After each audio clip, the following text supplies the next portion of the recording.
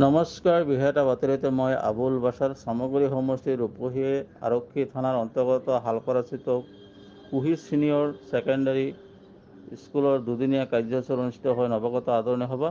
2016 চনত স্থাপিত বিদ্যালয়খনে খুব কম দিনৰ ভিতৰতে ৰাইজৰ মৰম আৰু আস্থা লাভ কৰিবলৈ সক্ষম হৈছে।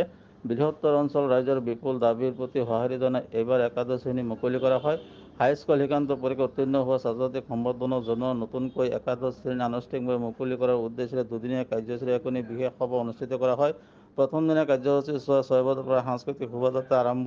ইয়াৰ পিছতে একাদশ শ্ৰেণী শুভ উদ্বোধন কৰা হয়। আনহাতে একাদশ শ্ৰেণী শুভ উদ্বোধন কৰাৰ প্ৰথম দিনৰ মুখ্য অতিথি ছৌদি আৰবৰ কিং খালিদ ইউনিভাৰ্চিটিৰ অৱসৰপ্ৰাপ্ত অধ্যক্ষ ডক্টৰ ইবাদুৰ ৰহমান। দ্বিতীয় দিনৰ কাৰ্যসূচী 9 বজাৰ পৰা উদ্বোধন কৰা হয়।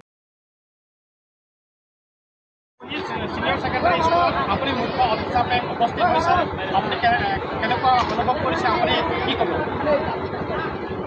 এটা অনেক ভালো অভিজ্ঞতা যে আসামের একটা প্রত্যন্ত অঞ্চলে শিক্ষার প্রতি মানুষের যে ভালোবাসা, মানে আমরা তো বরাক উপত্যকার মানুষ, ওখান থেকে এইসব এলাকা সম্পর্কে প্রথমত ধারণা নেই। তারপরে যখন শুনলাম যে নগাঁও শহর থেকে আরও 13-14 কিলোমিটার দূরে, আরও আমাদের মধ্যে একটু উৎসুকতা বাড়লো আর কি।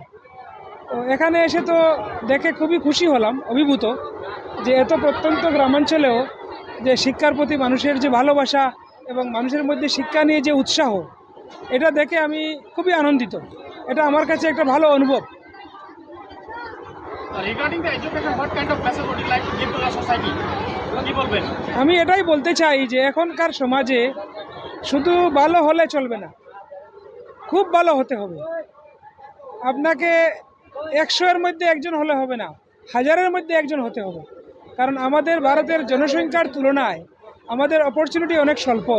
সেই অপরচুনিটিকে কাজে লাগাতে হলে আমাদের বাচ্চাদেরকে অনেক এগিয়ে যেতে হবে। সুতরাং শুধু এডুকেশন যথেষ্ট নয়, বিয়ন্ড এডুকেশন যেতে হবে।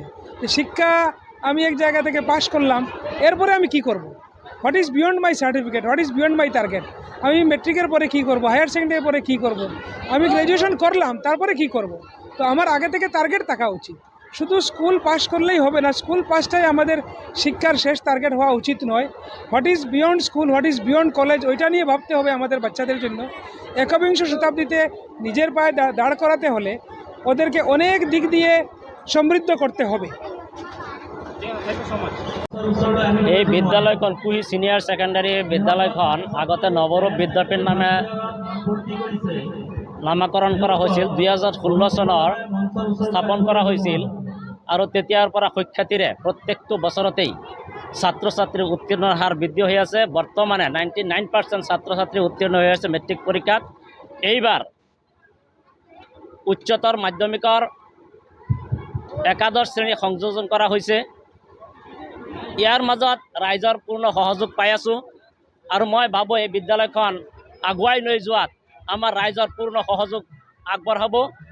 আৰু আমাৰ গাঁৱে ভূঞে মই চিন্তা এটা কৰিছিলোঁ যে আমাৰ গাঁৱে ভূঞে যথেষ্ট ছাত্ৰ ছাত্ৰী আছে, মেধাৱী ছাত্ৰ ছাত্ৰী আছে, যিসকলে দূৰত গৈ লিখা পঢ়া কৰিব নোৱাৰে। সেইকাৰণে আমি চিন্তা চৰ্চা কৰি বিদ্যালয়খন স্থাপন কৰিছিলোঁ।